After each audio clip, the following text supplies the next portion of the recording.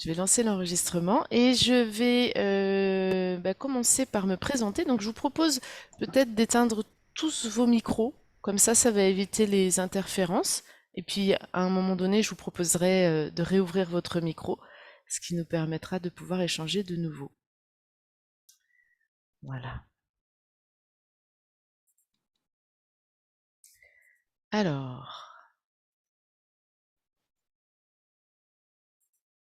voilà, je vous ai perdu. Voilà, vous C'est êtes pas là. comme ça qu'on éteint le micro. Alors, pour éteindre votre micro, il faut que vous appuyez sur désactiver le son en bas à gauche. Désactiver. Ah oui, d'accord. Voilà. Alors, il y a encore des gens qui arrivent, il faut que je les admette. Voilà.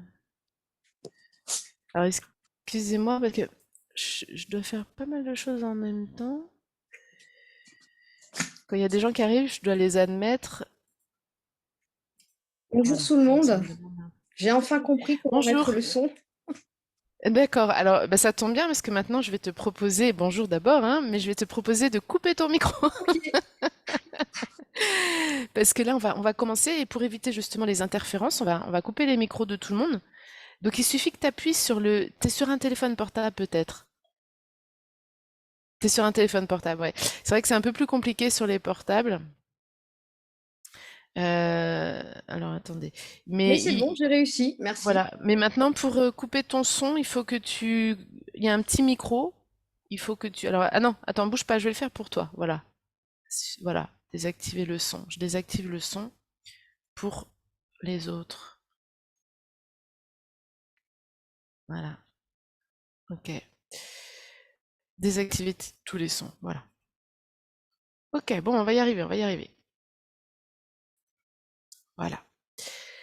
Alors, déjà, je vais commencer avant qu'on rentre vraiment dans le vif du sujet de ce workshop. Je vais commencer par me présenter parce qu'il y en a qui me connaissent, mais il y en a qui ne me connaissent pas. Donc, ben voilà, moi je m'appelle Lauriane Félicité. Je suis médium spirit de naissance, thérapeute énergétique, coach et enseignante dans le domaine du développement des capacités extrasensorielles. Ma passion, c'est vraiment d'aider les personnes à découvrir leurs propres capacités et de les aider à les développer. Pendant plus de 20 ans, donc avant de faire ce que je fais aujourd'hui, pendant plus de 20 ans, j'ai enseigné le yoga, la méditation. Je suis également formée à l'hypnose et depuis toujours, en parallèle de l'enseignement du yoga, j'accompagnais des personnes qui venaient à moi. Au début, c'était avec les outils de l'hypnose, de la relaxothérapie et des soins énergétiques. Et aujourd'hui, dans mes accompagnements, je me sers principalement de ma médiumnité et de ma connaissance de l'énergie. C'est-à-dire, je travaille vraiment sur un plan énergétique et spirituel. J'aime me définir comme facilitatrice de connexion profonde à soi-même, aux autres et à l'invisible.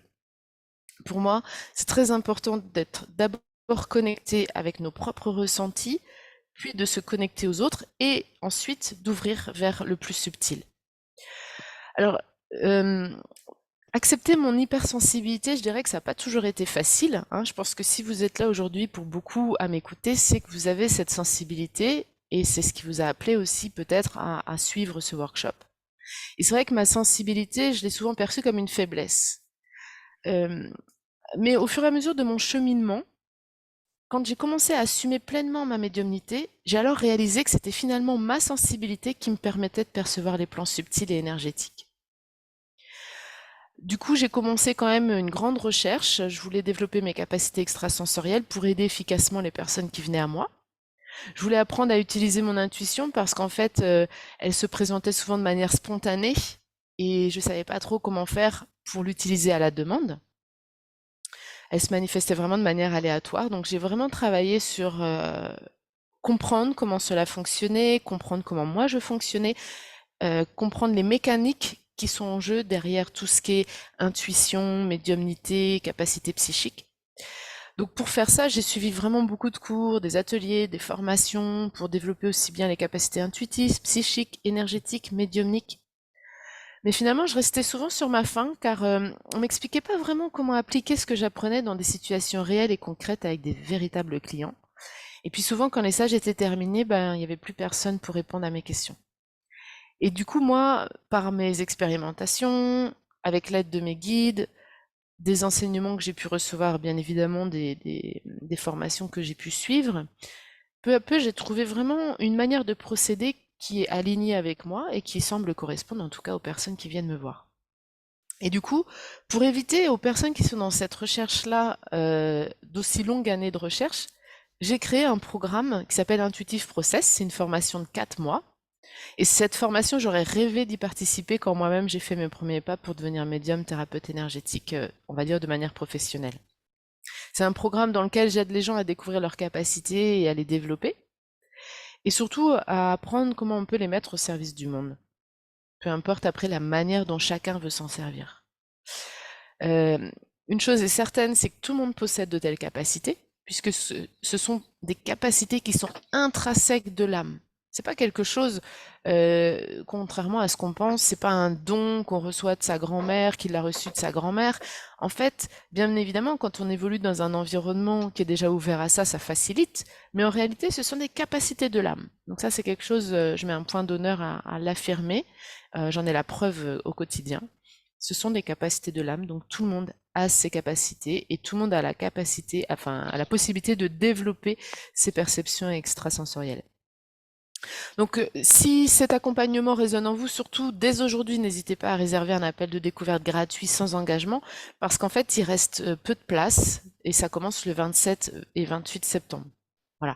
Donc, je vais demander à Linda si elle veut bien de mettre juste le lien de mon agenda dans le chat, comme ça, pour les personnes qui le souhaitent, vous pourrez réserver votre session découverte.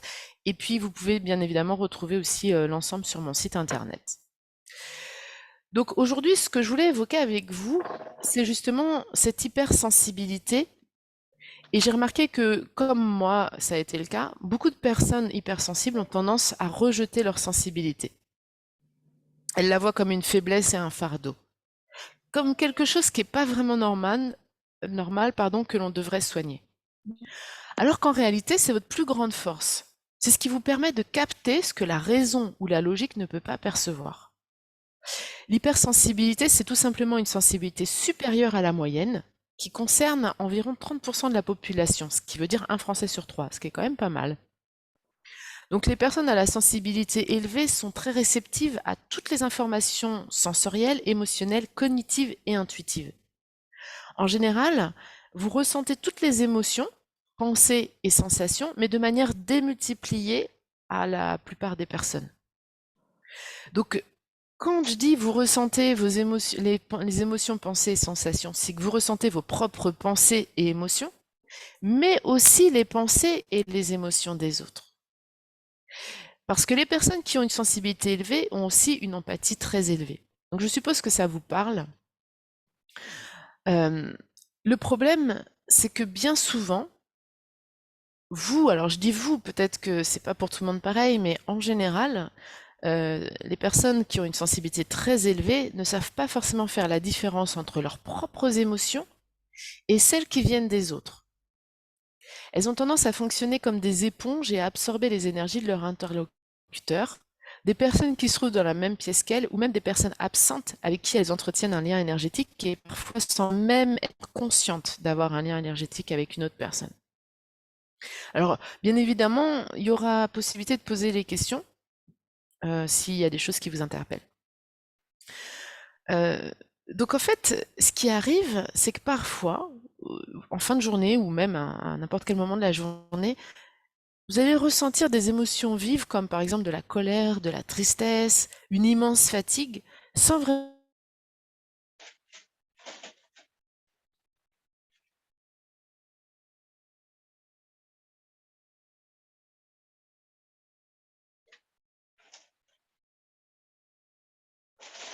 en détresse parce qu'elles ne comprennent pas ce qu'elles ressentent. Pardon, Lauriane, Oui, on t'a perdu pendant quelques secondes là. Je ne sais pas si c'est le cas pour les autres, mais moi en tout cas, je ne t'ai pas entendu pendant 10 secondes. d'accord. Alors est-ce que c'est pareil pour les autres? Oui, oui, c'est pareil, oui. Oui. Ouais. Alors c'était où? C'était où? Pendant 20 secondes, 30 secondes, là. Au départ de Ok. l'explication. Non, c'est vrai, depuis le début, de tout le début. Non, non, non, non, non, c'est Non, quand tu quand parlais tu qu'on disais en était fait qu'on ressentait une forte colère, etc. Et Ok, après, ça a coupé. Ça ok, s'est arrêté à fatigue, une grande ok, fatigue. ok. C'est Oh, voilà, l'ordinateur qui était fatigué aussi, du coup.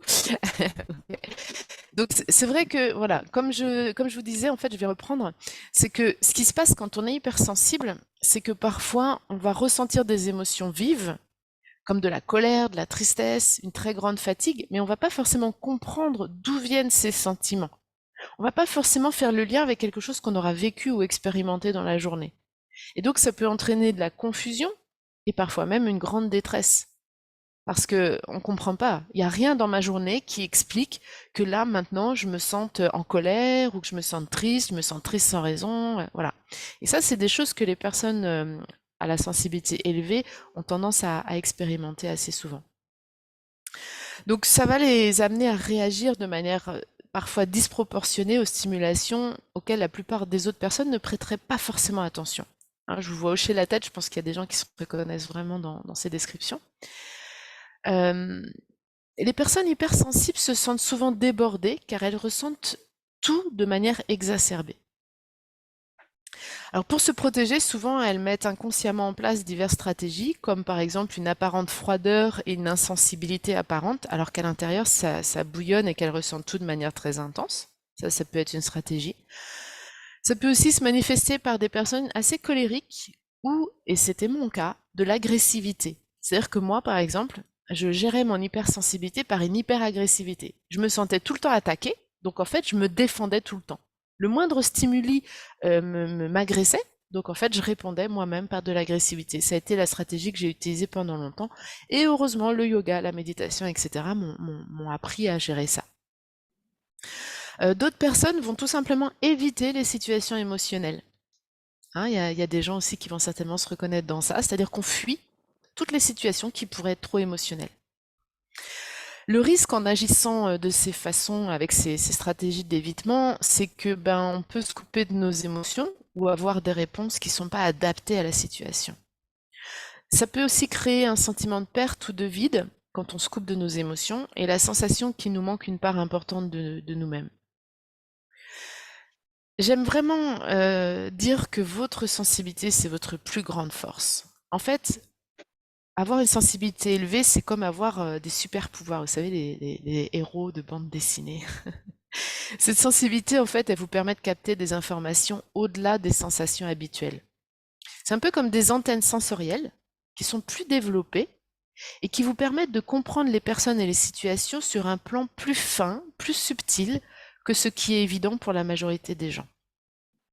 C'est cette empathie très développée qui fait de vous souvent de bons confidents, de bons thérapeutes, si vous êtes thérapeute, de bons professionnels de la relation d'aide et du domaine de la spiritualité. Les personnes ayant une sensibilité très développée, on les retrouve souvent dans la relation d'aide. Dans le mot sensibilité, il y a sens. Et effectivement, on peut parler des 5 sens physiques qu'on connaît tous, l'ouïe, l'odorat, le toucher, le goût, la vue. Mais en plus de ces sens communs, les personnes à la sensibilité développée ont, je dirais, l'équivalent de ces sens physiques sur le plan énergétique et spirituel. Elles possèdent en général des capacités extrasensorielles, même si parfois elles n'en ont pas conscience. Alors, dans les capacités extrasensorielles, je vais nommer la clairvoyance. Je ne vais pas rentrer dans les détails ici de chaque... voilà, mais si ça vous intéresse, j'ai un podcast qui parle un peu plus en détail de tout ça, je vous en parlerai. Enfin, je vous en parle dans le podcast, qui s'appelle La magie de l'âme, en passant. Donc si vous voulez suivre le podcast, il y a plein de choses de cet ordre-là. Donc je disais, il y a la clairvoyance, la capacité de voir avec votre écran interne, la clairaudience, la capacité d'entendre à l'intérieur quelque chose qui est sur le plan subtil, la clairgustation, hein, c'est le fait de sentir quelque chose qui n'est pas physiquement présent avec le goût. De la même manière, la clairolfaction, une odeur. La clairsentience, le fait de ressentir physiquement ou dans vos corps énergétiques quelque chose qui est sur le plan subtil. La claircognition, qu'on appelle aussi la clairconnaissance, c'est quand je sais quelque chose de manière immédiate, sans savoir d'où ça vient. Et puis bien entendu, une intuition souvent très développée. Hein, les personnes qui ont une sensibilité élevée ont souvent une intuition très développée.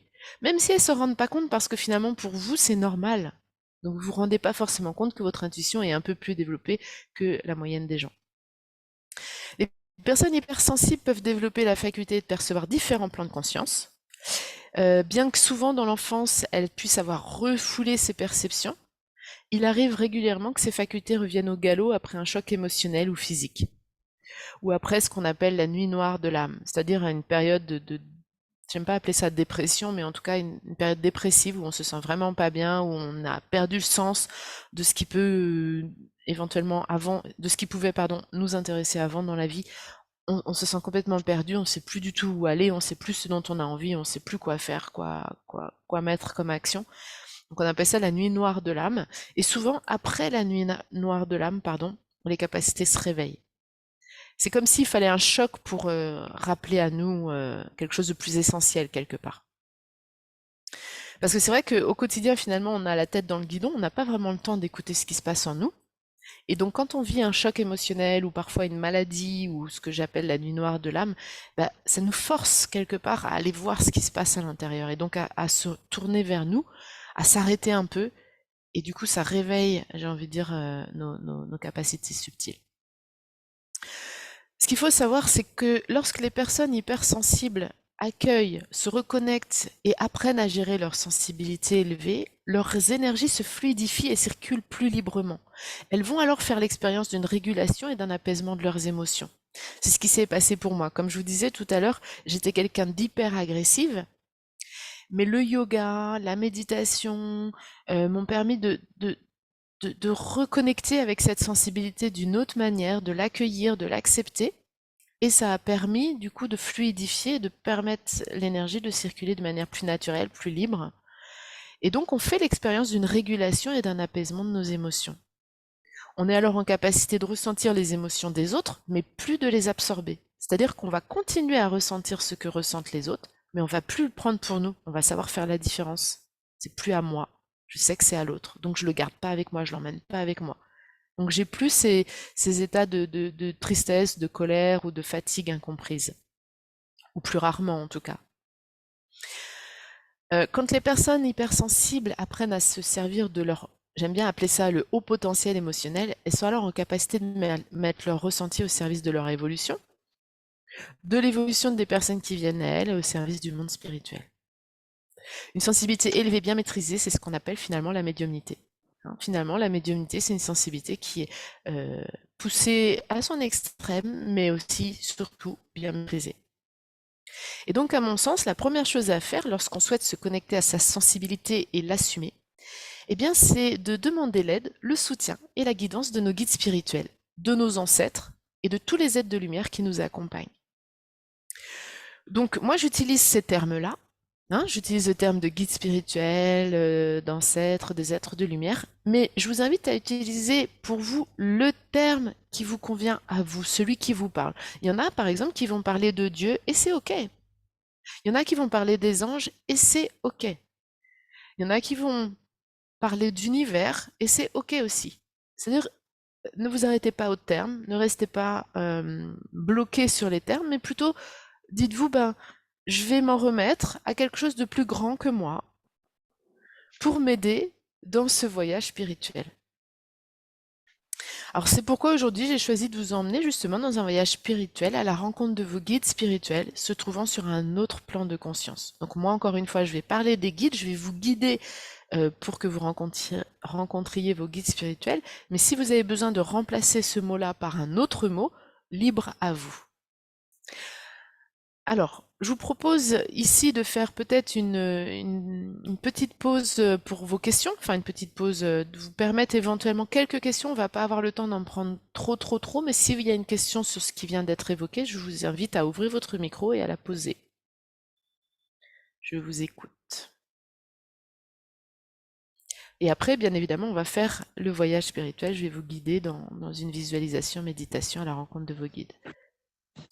Bonjour Lauriane, voici Pauline. Alors, bonjour, je te vois pas. Où est-ce que tu es? Pauline, c'est ça? Vas-y, parle pour que je te Là, vois. tu m'entends? Oui, voilà, c'est bon, je t'entends. Oui. Vas-y, bonjour Pauline. Bonjour. On t'écoute. D'accord. Bonjour tout le monde. J'ai une question par rapport au fait de prendre les émotions des autres. Oui. Comment est-ce qu'on fait pour ne plus être impacté? Parce que c'est quelque chose qui me touche énormément dans ma vie en ce moment. Oui, ressens beaucoup de tristesse ou de la grosse colère et je sais pas d'où ça vient. Et je sais que ça vient pas vraiment de moi. oui, tout à fait. Alors, ce qu'il faut déjà, quand on est hypersensible, Voilà.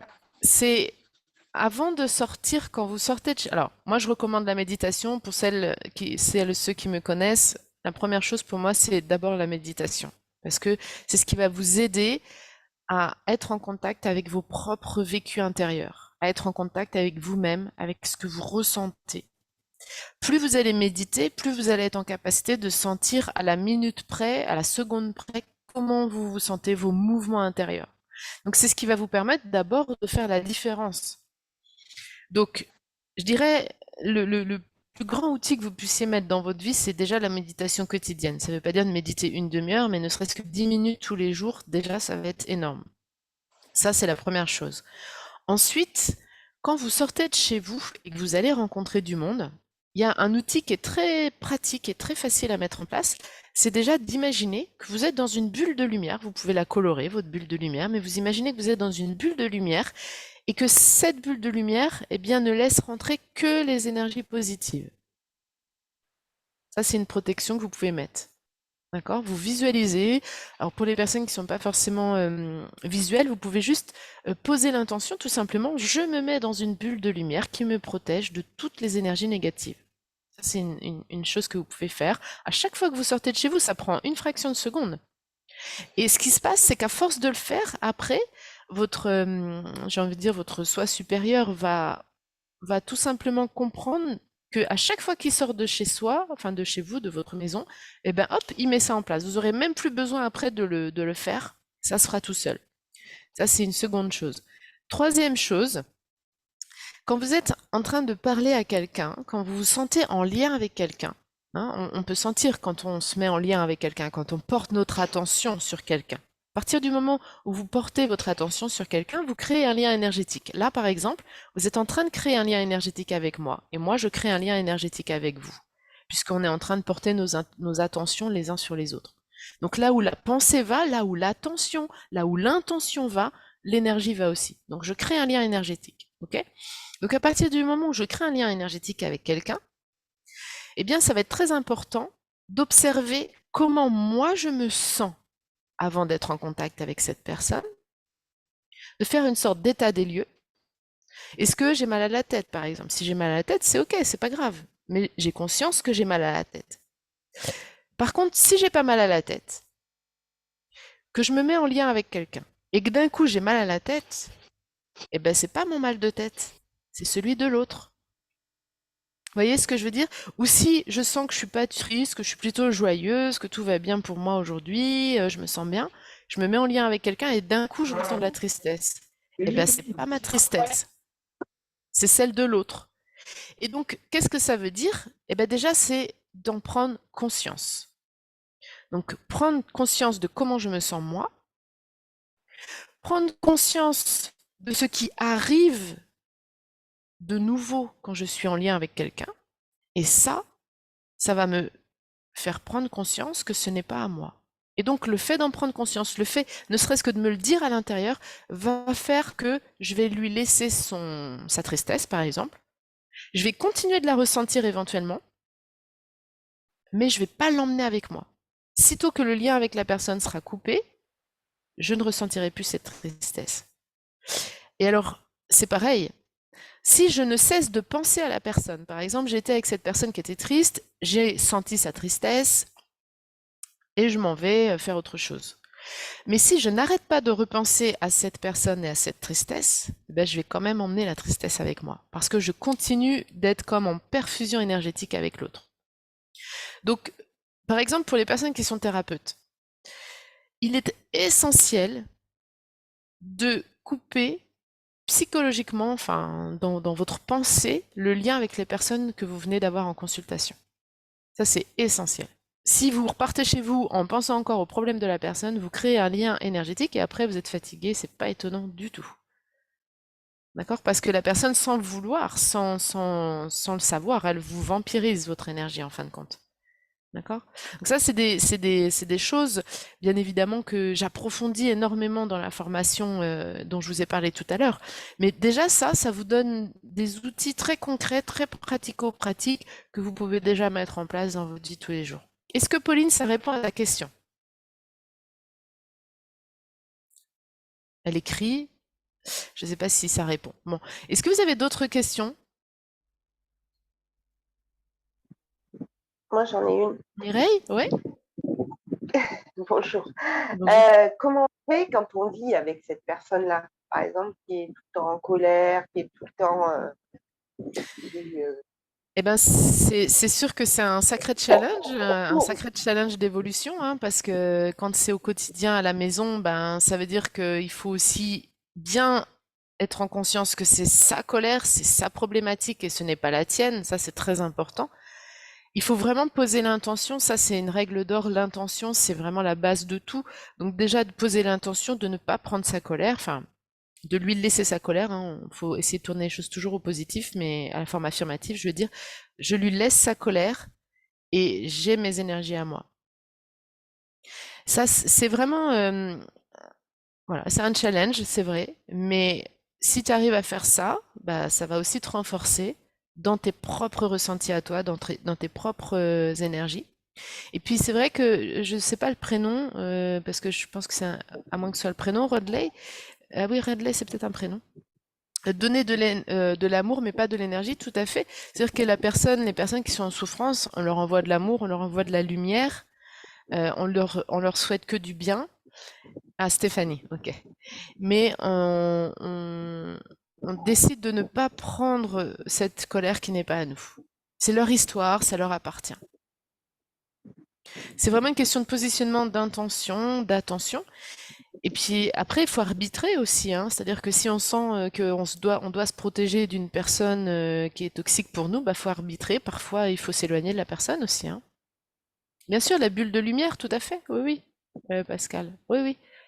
La bulle de lumière, tout ce que je viens de dire tout à l'heure est valable quand on vit avec la personne. Mais c'est vrai que quand c'est au quotidien, au quotidien, au quotidien, bah il faut être fort, hein, c'est sûr.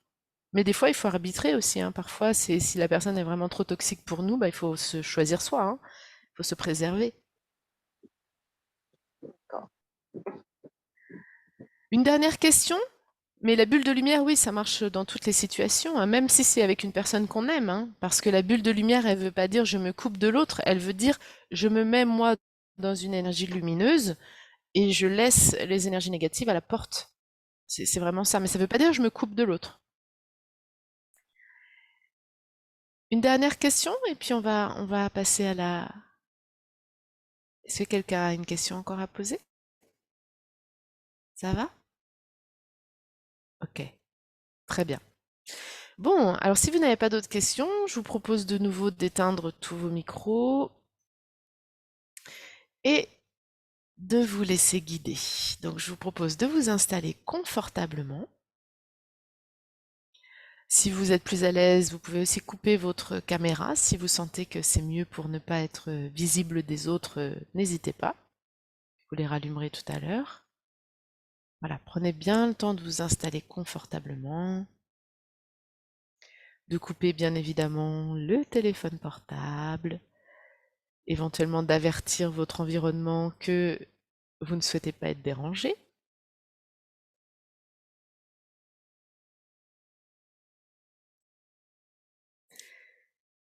Et je vous emmène maintenant dans un voyage spirituel à travers vos différents centres énergétiques et la rencontre de vos guides spirituels.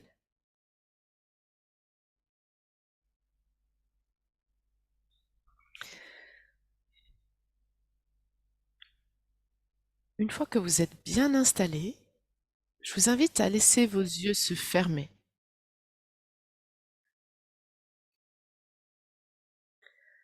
Laissez le poids de votre corps se déposer. Abandonnez tout le poids de votre corps sur votre chaise.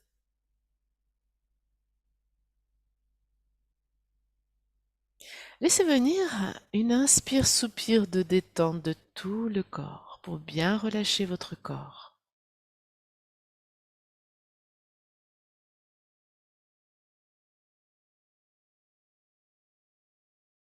Laissez venir quelques profondes inspires, soupirs de détente.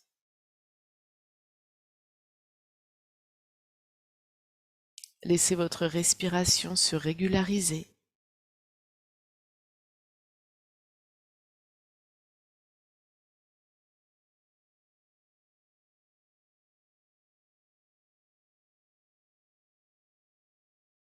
Observez votre respiration telle qu'elle est, sans chercher à la modifier ni à la contrôler.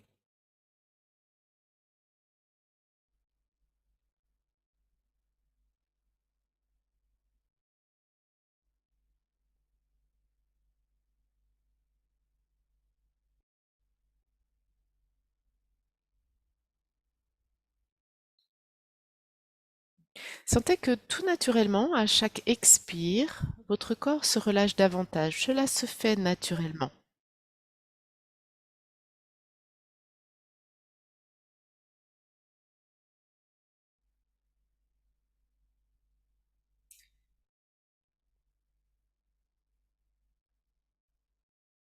Sentez bien que chacune de vos expirations vous aide à relâcher, à vous abandonner davantage. Laissez bâiller, laissez soupirer. Prenez ce temps de détente pour vous.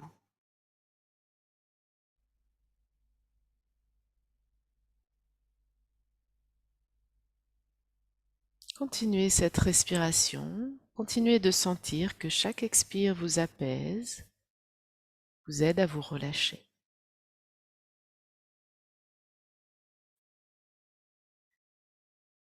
Et je vous propose maintenant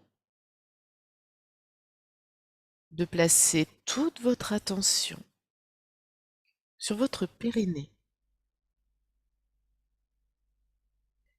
au niveau du chakra racine, Muladhara Chakra. Ressentez que le chakra racine vibre avec la couleur rouge. Pour les personnes les plus visuelles, visualisez la couleur rouge tout en bas, au niveau du périnée.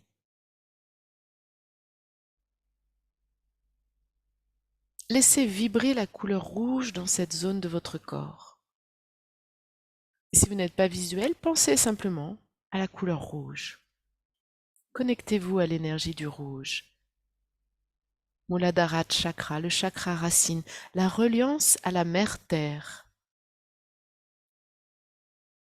Et vous pouvez prononcer mentalement « Je suis bien enraciné, stable et solide, je peux donc m'élever en toute sérénité.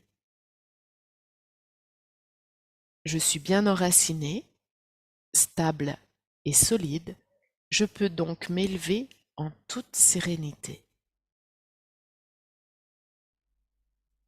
Laissez la couleur rouge remplir tout le bas de votre ventre. Je vous invite maintenant à placer votre attention en dessous du nombril, sur le chakra sacré, Svadhisthana Chakra, le centre de la créativité qui vibre avec la couleur orange. Laissez le bas de votre ventre vibrer avec la couleur orange. Et vous pouvez mentalement prononcer « J'ouvre un espace sacré en moi et autour de moi. J'honore le sacré qui est en moi. » Laissez la couleur orange vibrer là, dans le bas de votre ventre, sous le nombril. Il vous suffit de placer votre attention dans cette zone de votre corps pour que l'énergie s'y place également. Laissez vibrer avec la couleur orange. Puis placez maintenant votre attention au niveau du plexus solaire. Ressentez Manipura Chakra. Placez votre attention là, au niveau du plexus solaire. Et ce centre énergétique vibre avec la couleur jaune. C'est le centre de la clairsentience. Vous pouvez mentalement prononcer « J'ose manifester ma puissance et je me laisse traverser par la puissance de la vie. J'ose manifester ma puissance et je me laisse traverser par la puissance de la vie. » Laissez vibrer ce centre énergétique avec la couleur orange, un beau orange soleil d'été, un beau jaune soleil d'été.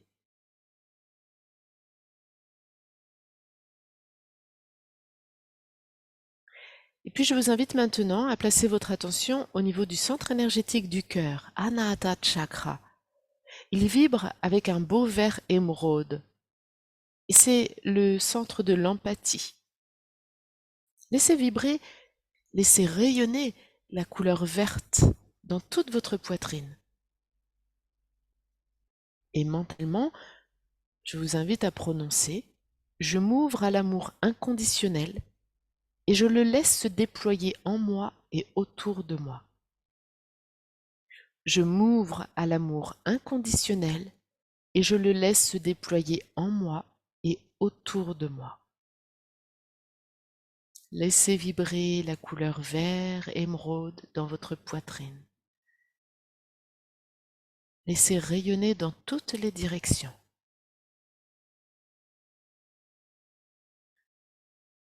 Puis je vous invite à placer votre attention au niveau du chakra de la gorge, le centre de l'expression, mais aussi de la claire audition.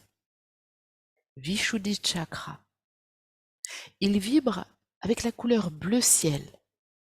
Visualisez, ressentez, connectez-vous avec un beau bleu ciel dans votre gorge, comme un baume qui glisse et qui rayonne dans votre gorge. Et je vous invite à prononcer mentalement « Je laisse s'exprimer à travers moi une parole sage, juste et authentique. Je laisse s'exprimer à travers moi une parole sage, juste et authentique. »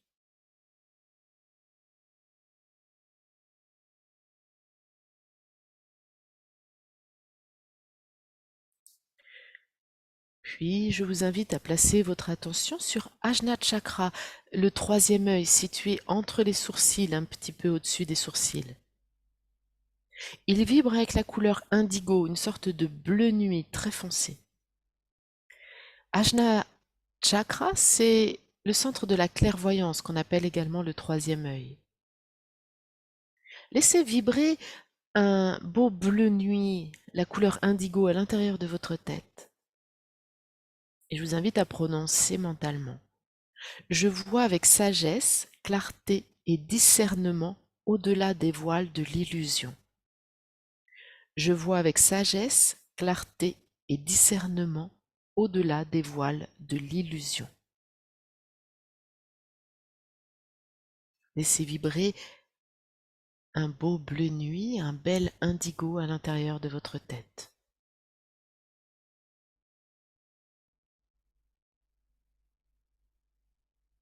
Puis je vous invite maintenant à placer votre attention sur le chakra couronne au sommet de votre tête, Sahasrara Chakra, qui vibre avec la couleur violette ou la couleur blanche. C'est le centre de la claire connaissance, c'est le centre qui nous relie avec nos guides spirituels. Visualisez comme une colonne de lumière blanche qui monte jusque très très haut dans le ciel et prononcez mentalement. Uni à la conscience divine, j'accueille en moi l'énergie des êtres de lumière des plans les plus élevés qu'il me soit donné de recevoir. Uni à la conscience divine, j'accueille en moi l'énergie des êtres de lumière des plans les plus élevés qu'il me soit donné de recevoir. Comme une coupe, je m'ouvre à recevoir leur guidance, leur amour et soins de guérison. Comme une coupe, je m'ouvre à recevoir leur guidance, leur amour et soins de guérison. Visualisez bien cette colonne de lumière blanche qui monte jusque très très haut dans le ciel. Et ressentez, donnez l'autorisation à quelque chose de vous-même de s'élever par cette colonne de lumière. Ressentez quelque chose de vous qui s'élève comme si cette colonne de lumière était un ascenseur. Et vous montez très très haut, toujours plus haut, encore plus haut. Vous vous laissez monter, juste l'intention de vous élever, juste l'intention d'emprunter ce canal de lumière qui vous permet d'aller jusqu'au plus haut plan de conscience.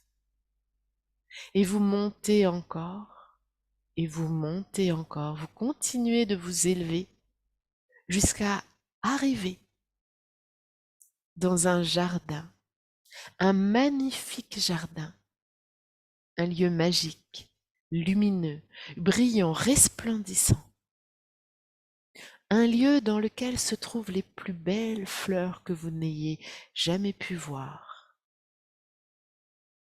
Et des arbres et des oiseaux de toutes les couleurs.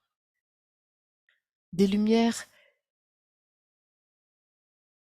brillantes, resplendissantes. Sentez que vous êtes dans un endroit très spécial. Prenez le temps d'observer ce jardin avec toutes ses couleurs, sa faune et sa flore, toute cette végétation luxuriante. Prenez le temps de sentir que vous marchez pieds nus dans l'herbe fraîche de ce jardin. C'est un jardin baigné d'amour et de lumière. Vous vous y sentez bien. Tout est beau, lumineux, brillant. Les couleurs sont absolument magnifiques. Et puis, au loin dans ce jardin, vous apercevez un groupe d'énergie. Laissez se manifester naturellement l'énergie de vos guides spirituels. Peut-être que vous ne ressentez la présence que d'un guide, peut-être que vous ressentez la présence d'un collectif d'énergie, peut-être que vous pouvez voir des formes humaines qui représentent vos guides, peut-être que vos guides se manifestent sous une autre forme, peut-être même que vous ne voyez pas, mais que vous ressentez, ou tout simplement que vous savez que ce sont vos guides. Mentalement, par transmission de pensée, par télépathie, vous prononcez tout simplement un message de bienvenue, d'accueil pour vos guides.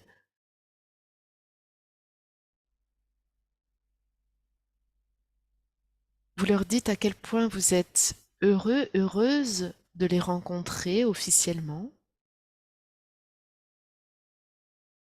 Et vous leur demandez de bien vouloir se rapprocher au plus près possible de vous, de bien vouloir entrer dans votre champ énergétique, dans votre champ de perception. Alors vous observez ce que vous ressentez. Peut-être que vous voyez, mais le plus important, c'est de ressentir dans vos corps énergétiques un changement de vibration, de fréquence plus élevée. Comme quelque chose qui rentre dans votre aura. Essayez de ressentir. Et pour mieux ressentir encore, ils ne s'en offusqueront pas. Demandez maintenant gentiment à vos guides de bien vouloir ressortir de votre champ de perception, de bien vouloir ressortir de votre champ énergétique. Et observez la différence, ça va très vite. Ils répondent instantanément. Ressentez la différence quand vos guides sortent de votre champ de perception. Ressentez votre propre énergie, votre propre fréquence vibratoire qui est bien évidemment beaucoup plus élevé dans ce lieu, dans ce jardin énergétique. Et puis de nouveau, demandez à vos guides de bien vouloir venir de nouveau dans votre champ énergétique. Demandez-leur d'entrer dans votre champ de perception, juste par la pensée. Et ressentez la différence. Observez comment vous ressentez la présence de vos guides.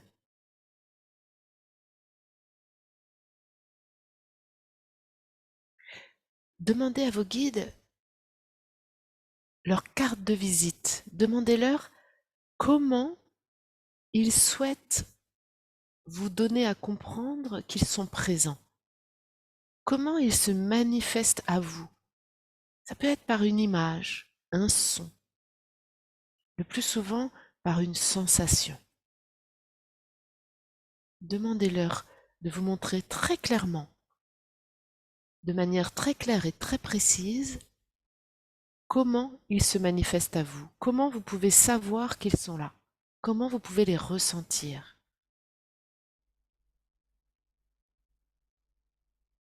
Et observez. Observez ce que vous ressentez en vous, autour de vous. Observez ce qui apparaît peut-être sur votre écran mental, peut-être des sons intérieurs ou peut-être même un mot, une phrase. Le plus souvent, ce sont des sensations.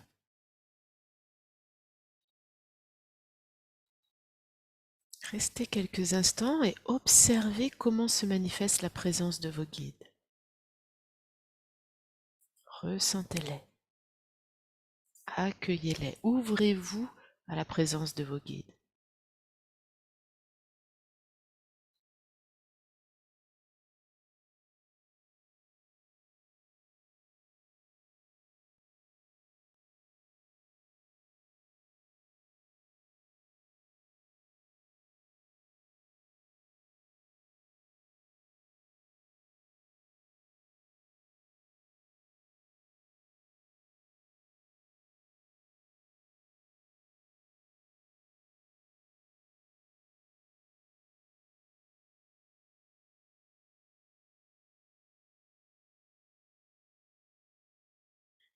Continuez de bien ressentir la présence de vos guides.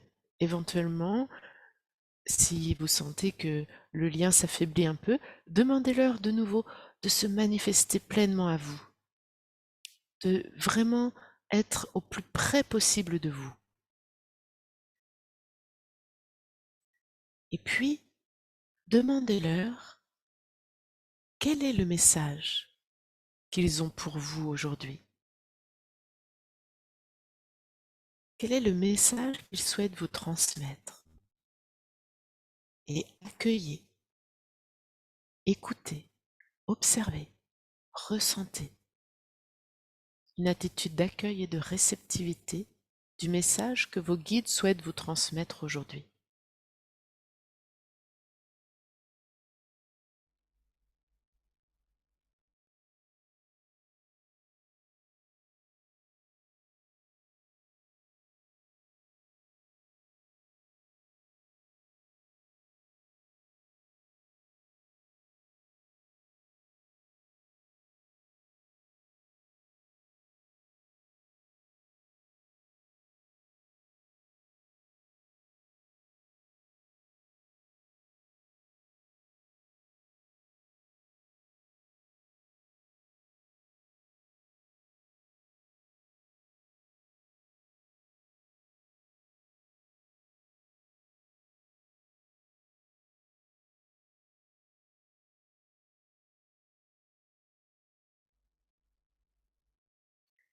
Et puis, vous remerciez très gentiment vos guides. Vous laissez s'éveiller en vous un sentiment de gratitude, d'amour, de respect. Vous les remerciez de vous accompagner, de vous soutenir dans vos démarches d'évolution spirituelle, personnelle.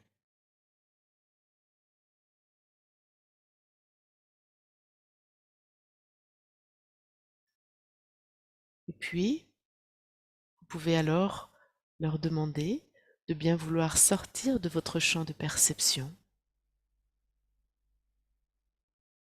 Observez de nouveau la différence de sensation.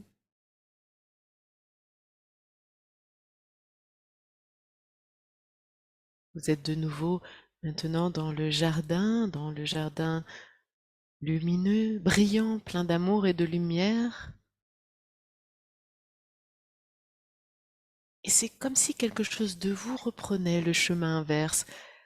Vous laissez ce quelque chose de vous qui s'est élevé redescendre par l'ascenseur, par la colonne de lumière, comme si quelque chose de vous rentrait par le sommet de votre tête pour revenir s'installer dans votre corps physique. Ressentez de nouveau votre corps physique, ressentez vos appuis sur le sol, sur la chaise. Ressentez bien le poids de votre corps, ressentez bien vos plantes de pied en contact avec la terre. Ressentez votre enveloppe corporelle, votre enveloppe physique. Laissez venir quelques profonds inspire-soupirs de détente. Reprenez bien conscience de la pièce dans laquelle vous vous trouvez. Ressentez bien là où vous êtes, bien sur terre, bien dans la matière. Et tranquillement, lorsque vous êtes prêt, lorsque vous êtes prête, vous pouvez laisser vos yeux s'ouvrir et les mouvements revenir.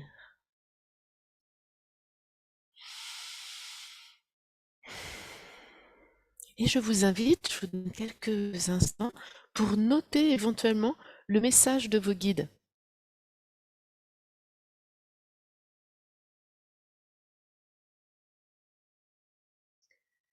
Notez éventuellement l'expérience que vous venez de vivre.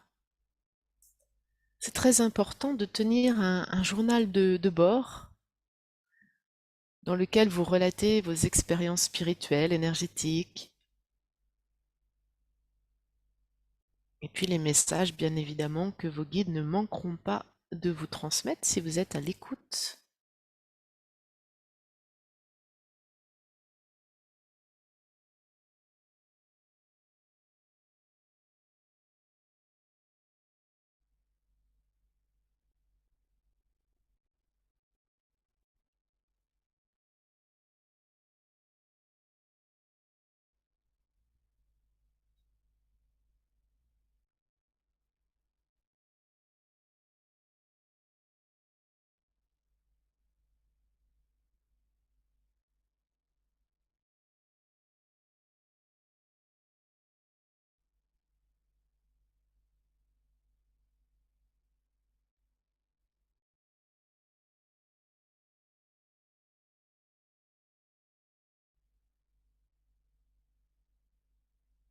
Là, je vous laisse encore une ou deux minutes.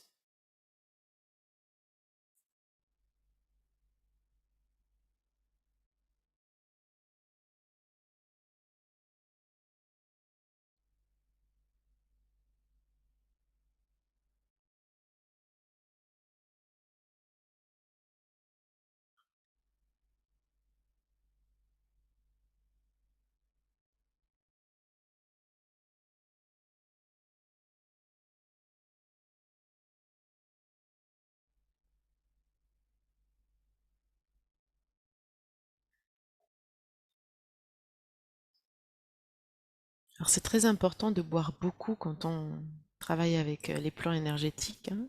Quand on travaille sur l'énergie, il faut boire beaucoup.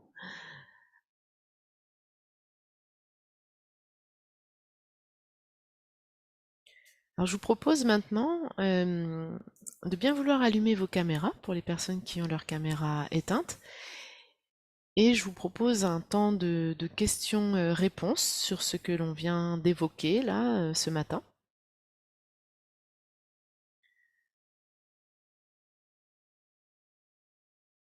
Donc, n'hésitez pas, c'est l'occasion de poser vos questions. Ça peut être sur les guides, ça peut être sur ce que vous avez vécu, ça peut être sur la sensibilité, sur... voilà.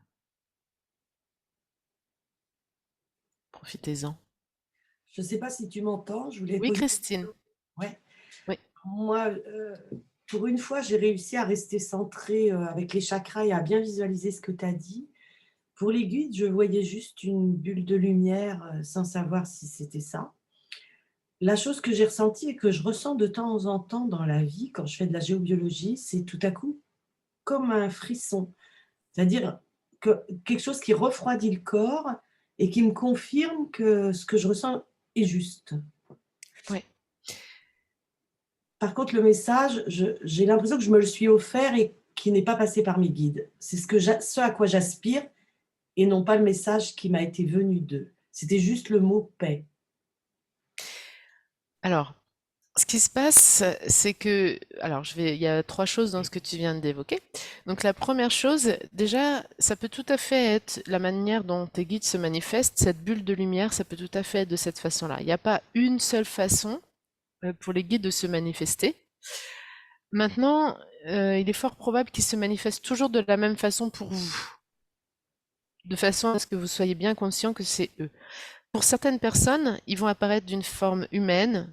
Pour d'autres, ils vont pas du tout apparaître sous forme humaine, mais avec autre chose qui peut être un son, un mot, ça peut être une bulle de lumière comme Christine, ça peut être une sensation. Voilà, pour chaque personne, ça va être différent.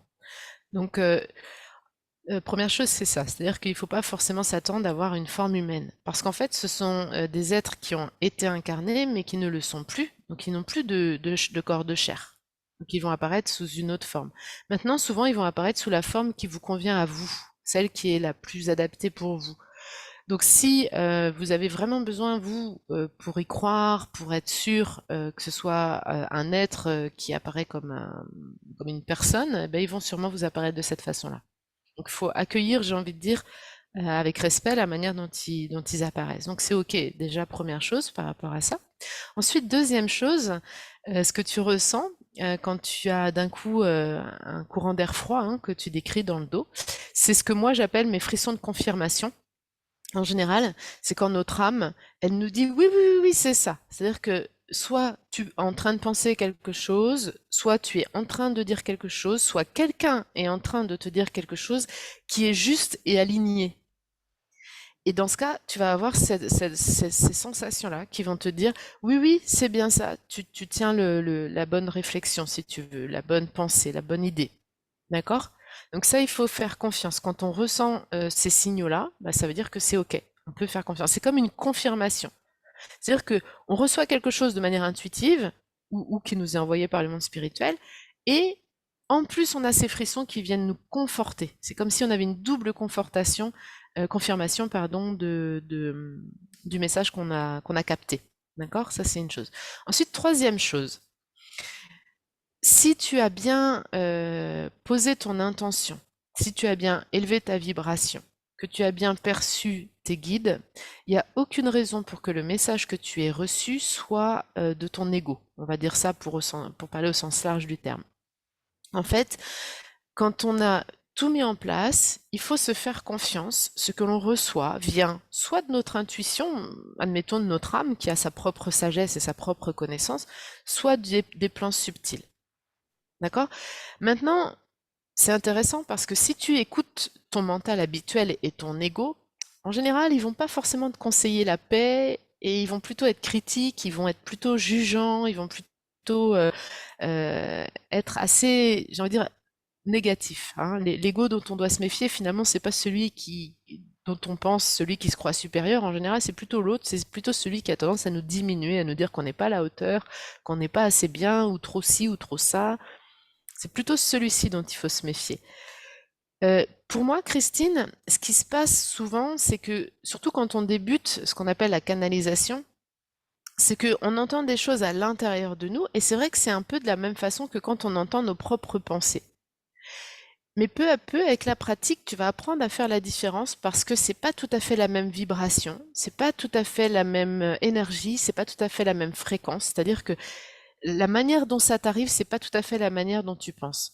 Quand on pense, c'est une pensée discursive, analytique. C'est-à-dire qu'on part d'un point A, on en déduit B, on en déduit C, on en déduit blablabla, pour en arriver à une conclusion. Alors que quand on reçoit un message des plans spirituels, c'est d'un coup. comme peut-être ce qui s'est passé pour toi, paix, tchac, ça tombe d'un coup comme ça. C'est pas venu d'une réflexion, c'est pas venu d'une analyse, d'accord? Donc non seulement ça vient d'un coup comme ça, et en plus ça n'a pas la même vibration que notre pensée, c'est pas la même fréquence. Par exemple, moi, mais ça peut être différent pour chaque personne, moi c'est plus une voix d'homme. Quand j'entends comme ça dans ma tête, je sens que c'est plus une voix d'homme, c'est plus profond, c'est plus grave, c'est plus posé que mon blabla intérieur de mon mental. Plus vous allez observer votre blabla intérieur, plus vous allez être en capacité de faire la différence quand c'est un message canalisé. Et donc, j'en reviens toujours à la méditation.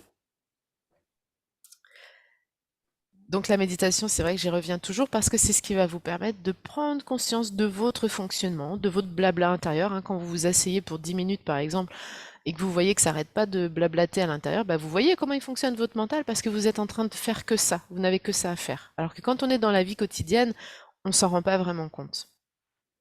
On se rend pas compte qu'on a sans cesse des pensées, on se rend pas compte de comment fonctionne notre mental. Alors que quand on médite, on s'arrête et du coup on voit qu'on a plein de pensées et comment fonctionne notre mental. Et plus vous allez faire connaissance avec votre mental, sa façon de fonctionner, plus vous allez être en capacité de comprendre quand ça vient d'ailleurs. Quand je dis ailleurs, ça peut être votre intuition, ça peut être vos guides, ça peut être, appelez ça aussi comme vous voulez. D'accord? Est-ce que ça répond, Christine? Très bien, merci. Super, Merci. je te remercie à toi. Merci à toi. Est-ce que quelqu'un d'autre a une question à poser? Ouais, Marie-Christine? Alors, il faut que tu ouvres ton micro, Marie-Christine, on ne t'entend pas. Il faut que tu appuies en bas à gauche sur la petite forme du micro qui est barrée et tu appuies dessus, ça va le... Voilà, super. On t'entend. Oui, moi j'étais surprise par le guide ou je ne sais qui, parce que je ne voulais pas de ce personnage. Un homme grand, tout en noir, avec un grand chapeau, et je me suis dit, mais qu'est-ce que c'est, quoi? Je trouvais ça bizarre, quoi. Et comme tu parlais des fois de plusieurs guides, j'ai essayé de me dire, mentalement, je vois quelqu'un qui soit tout en blanc. Et donc, j'ai fait apparaître quelqu'un en blanc, mais c'était pas clair, c'était flou. Voilà. Et je trouvais ça très... Et le message, par contre, il était clair, mais c'est que je suis un peu comme Christine à me demander, est-ce que c'est mon mental qui dit ça ou c'est vraiment le message qui... Mais c'était, par contre, très spontané, quoi. Spontané, voilà, c'est ça. Continue, tu es sur la bonne voie, ne te pose pas autant de questions, voilà. Et ben, c'est ce que je veux entendre aussi, quoi. Alors, si c'est spontané, que ça vient, hein, c'est ce que je disais à Christine, si c'est spontané, que ça vient dans un moment où tu es en fréquence vibratoire, que tu as pris le temps d'élever ton taux vibratoire, que tu as demandé à tes guides un message, a priori c'est un message des guides et ça ressemble fort à ce que les guides ont tendance à transmettre comme message que tu as dit. Donc, Oui, c'était positif, hein, que du positif. Hein, moi, ça semble être un message des guides. Maintenant, ton mental, c'est évident qu'il va toujours... ça, il faut bien vous dire, votre mental, il n'a pas très envie que vous connectiez avec vos guides parce qu'en fait, ça le met à une place un peu inférieure, le mental, et il n'aime pas ça. Donc, il va toujours lutter, il va toujours vous faire douter. Maintenant, ça fait partie du travail aussi, c'est plus je vais pratiquer, moins je vais avoir de doutes parce que plus je vais pratiquer, plus je vais avoir de preuves. Par exemple, dans la formation, vous vous entraînez les uns sur les autres, donc à un moment donné, vous avez des preuves que ce que vous recevez, vous ne pouviez pas l'obtenir autrement que par l'intuition, que par un message des guides ou des êtres de lumière qui vous accompagnent. Après, ce qui est intéressant dans ce que tu dis, c'est qu'on voit bien que spontanément, tu as reçu une image qui ne te plaît pas. Donc ça prouve bien que c'est bien un de tes guides qui t'est apparu, puisque c'est-à-dire que c'est pas toi qui l'as créé, puisque c'était pas ça que tu voulais. Donc ça, c'est voilà, pour moi, c'est bien un de tes guides. Par contre, la deuxième image, pour moi, là, c'est toi qui l'as créé. Oui. Pour moi, c'est toi qui as projeté quelque chose, tu as fait l'effort de. Mais c'est intéressant parce que retiens bien comment ça s'est passé. Dans un cas, t'es accueil, réceptivité, tchac, ça devient. T'as rien demandé. Enfin, t'as rien demandé. T'as posé l'intention, bien évidemment, mais ça devient sans que tu fasses d'effort. Dans le deuxième cas, tu fais un effort et tu crées une image. Et essaie de bien ressentir ça, c'est très précieux pour comprendre dans tes prochaines canalisations, dans tes prochains contacts. C'est très précieux pour comprendre comment tu fonctionnes. La différence entre je projette où je reçois. Et en médiumnité, en intuition, en canalisation, etc., on doit être réceptif. On n'a pas d'effort à faire. Tous Oui, les élèves me disent: «Ah, mais en fait, c'est hyper facile». Ben ouais, parce qu'on n'a pas d'effort à faire. Ça vient à nous, en fait. On Mm. pose l'intention et ça vient à nous. Mais c'est pas si facile à apprendre cet endroit-là. Ça vient à nous. Parce qu'on est habitué dans notre quotidien à faire et on nous a toujours appris, si tu veux quelque chose, tu dois faire un effort. Tu dois fournir quelque chose. Tu dois poser une action. Vous voyez? Donc c'est un endroit un peu spécifique, mais c'est intéressant ton expérience, Christine, parce que ça va te permettre de t'aider à mieux comprendre à quel endroit tu dois te situer pour vraiment recevoir. Après, ton guide, il a choisi de t'apparaître de cette façon-là, certainement pas sans raison, parce qu'il faut bien vous dire que les guides, ils ont eu plein de vies, mais il a choisi certainement une vie particulière où il était peut-être quelque chose de particulier dans cette vie-là. Je sais pas pourquoi, mais ce qui me vient, c'est alchimiste. Je sais pas si ça résonne en toi. Je sais pas si ça te résonne, mais ça, voilà, c'est ce qui me vient pour ce guide-là, comme si c'était un alchimiste. Et voilà. Bon, je sais pas. Après, je vais pas m'attarder sur chaque personne comme ça, mais voilà ce qui me vient spontanément. Donc je te le dis, vois si ça te résonne et vois si c'est justement quelqu'un qui est là pour t'aider justement à alchimiser les choses. L'alchimie, il faut le voir dans le sens large du terme, c'est-à-dire l'alchimie, c'est aussi comment je transforme les émotions qui peuvent être parfois un peu invalidantes, par exemple, en émotions, comment je les transforme en quelque chose de lumineux, de positif. Ça peut être ça aussi, tout simplement, l'alchimie. Mais en tout cas, il y a quelque chose de cet ordre-là, j'ai l'impression. Ok, Ça va, merci. ça répond, Marie-Christine? Oui, mais bon, c'est vrai que quand on veut pas ce genre de personnage qui fait plutôt, on a l'impression qu'il vient plutôt d'une sphère maléfique, c'est un peu cette Alors, impression. alors ça, c'est ton interprétation Oui, liée à la couleur noire. C'est-à-dire qu'on est dans une société qui a identifié le noir à quelque chose de négatif, mais il faut bien vous dire que dans d'autres sociétés, le noir, c'est quelque chose de très positif. ah Ah ouais, oui, oui, oui, ah oui. Alors ça, j'en parle ah aussi dans oui, la formation, mais ça fait partie aussi de l'apprentissage des symboles. Les couleurs, il faut vous en méfier. C'est-à-dire que dites-vous bien que si vous pensez que le noir c'est négatif, c'est parce que vous avez été élevé dans une société qui vous a dit, qui vous a appris, qui vous a conditionné à voir le noir comme chose de négatif. Mais il y a d'autres cultures où le noir n'est absolument pas négatif. Pour nous, c'est symbole de deuil, alors que dans d'autres cultures, ce n'est pas, c'est pas du tout ça. Pour d'autres cultures, c'est le blanc qui va être le symbole de deuil. Donc ça remet aussi en perspective les choses. Et non, le noir, c'est pas forcément quelque chose de négatif dans la symbolique. Et il faut arriver à se détacher un peu de notre conditionnement. Vous n'êtes pas en contact avec des énergies négatives dans la mesure où on a élevé le taux vibratoire. Donc vous êtes forcément en contact avec des énergies de lumière. Si vous prenez le temps d'élever votre taux vibratoire, forcément, vous allez attirer des êtres qui sont sur les plans élevés. Tout simplement parce que les énergies qui ne sont pas forcément fréquentables, on va dire, ou que vous n'avez pas envie d'avoir, ne peuvent pas atteindre. Elles sont sur d'autres plans vibratoires. C'est très logique, hein. Donc, franchement, si vous prenez le temps d'élever votre taux vibratoire avant de faire de la canalisation, il n'y a aucun risque. C'est je dirais, la première protection à avoir. Et l'intention que vous posez. C'est-à-dire que vous n'avez pas demandé à recevoir n'importe quel esprit ou n'importe quelle énergie. Vous avez demandé à recevoir vos guides. Donc ça dirige votre énergie dans une direction bien précise. Vous ne captez pas autre chose que ce que vous avez demandé. D'accord ? Donc Pascal nous dit il faut de l'entraînement pour y arriver. Oui, c'est très bien que tu te dises ça, Pascal, parce qu'en fait, bien évidemment, ne vous inquiétez pas si, par exemple, aujourd'hui, vous n'avez pas forcément vu ou senti ou entendu quelque chose.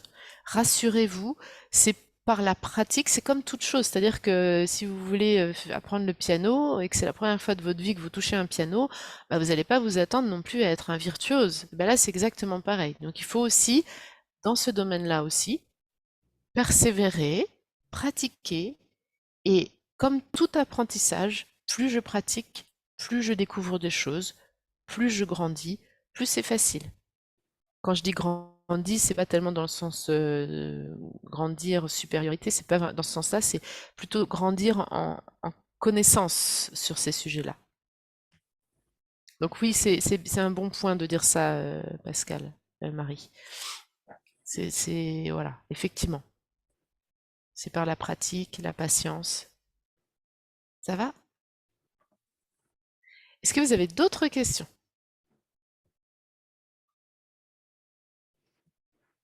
N'hésitez pas, ne soyez pas timide.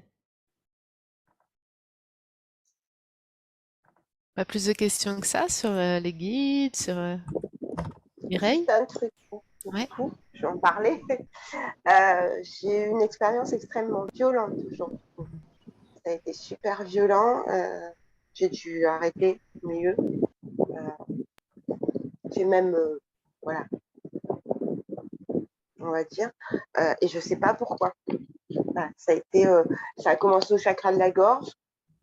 Commencé à être pas bien, machin et tout. Je suis arrivée, le jardin, tout était beau, machin, voilà. J'ai ressenti l'énergie des guides et puis d'un coup, et puis là, il fallait que je me lève, que je rentre dans mon corps, enfin bon, voilà. Alors, ça peut arriver une sorte de, comme si c'était trop, en fait. C'est-à-dire que, alors, moi, ça m'arrivait aussi au début, alors, c'était pas tout à fait de la façon dont tu le décris, Mireille, mais ça m'arrivait, par exemple, c'était trop d'énergie d'un coup, et donc, du coup, mon corps tremblait, et je me sentais pas toujours très bien, en fait. Mais tout simplement parce que c'était comme un apport d'énergie d'un coup supérieur à celui que j'avais l'habitude de recevoir. Et ce que tu peux faire, Mireille, la prochaine fois, c'est tout simplement, même tu peux dès à présent poser l'intention que ça soit plus doux la prochaine fois. Parce Oui, que ça parce peut que être, ouais, ça peut être un afflux, c'est pas la surtout première fois. oui, C'est la dernière fois avec toi, c'était pareil, quoi. ouais. C'est- Ouais, ça peut être tellement fort et en fait, si vous voulez, c'est comme si vous êtes habitué à vibrer sur une certaine fréquence au quotidien. Et là, on monte en fréquence. Et puis, quand les guides arrivent, ils ont quand même une énergie beaucoup plus élevée. Eux, ils descendent leur énergie, ils ralentissent leur énergie aussi pour se mettre à notre capacité de perception. Mais du coup, parfois, ben, ça reste trop fort, entre guillemets. C'est comme si on faisait une sorte de surtension.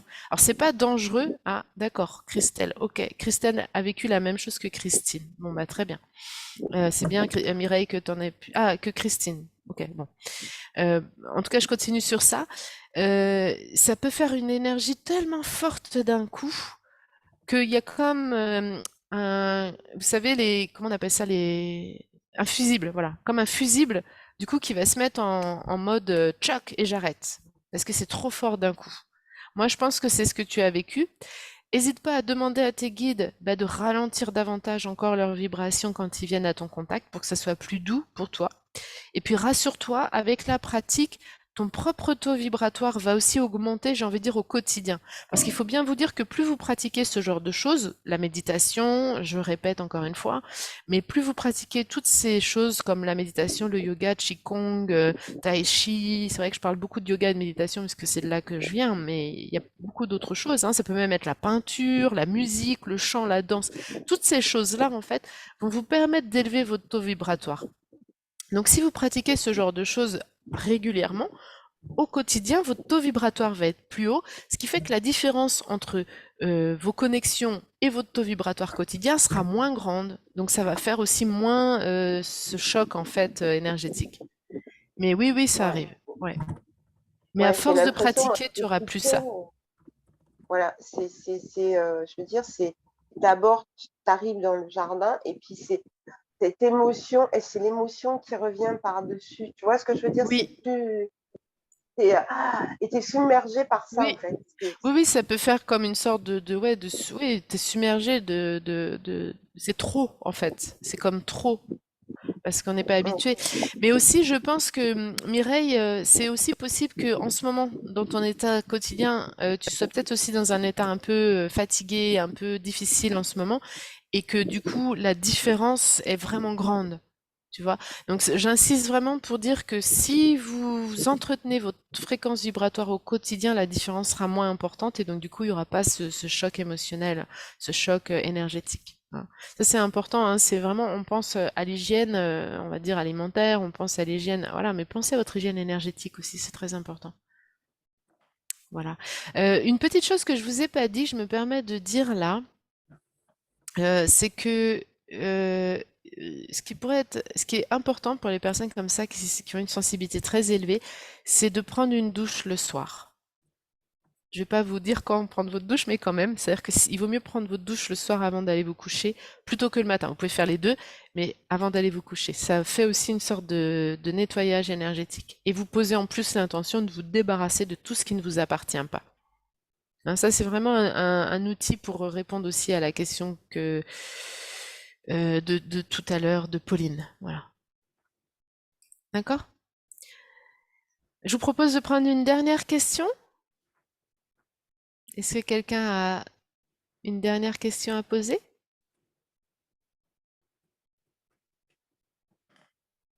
Ça va? Ok. Bon, alors eh bien écoutez, ben on va s'arrêter là pour cet atelier. J'espère que ça vous a plu, que vous avez vécu une belle expérience. On se retrouve pour les personnes qui peuvent, on se retrouve demain à la même heure, à 10 heures française, heure de Paris, avec le même lien que vous avez eu aujourd'hui.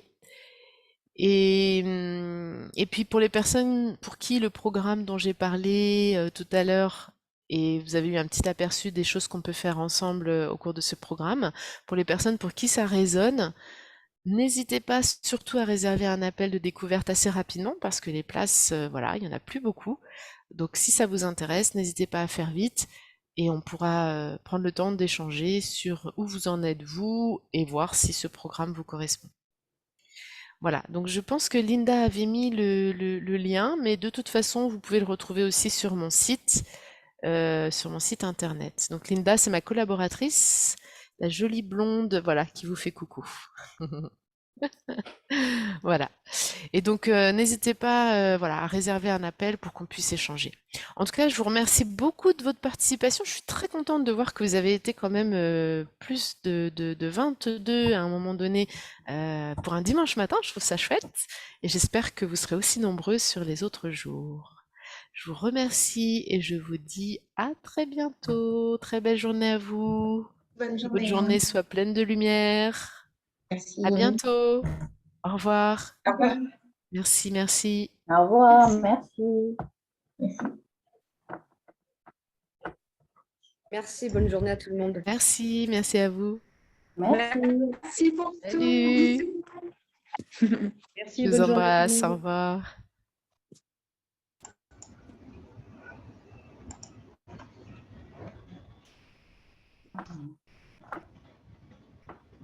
Alors, il vous suffit de cliquer sur mettre fin à la réunion, je crois, en bas à droite. Je t'en prie, merci à toi, Pascal.